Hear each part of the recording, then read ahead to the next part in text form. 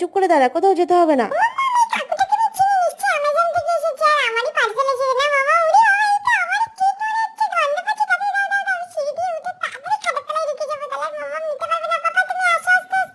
পার্সেলটা নিয়ে খাটের তলায় ঢুকিস না, এখন দে, সন্ধ্যাবেলায় তোকে দিয়েই খোলাবো, ঠিক আছে?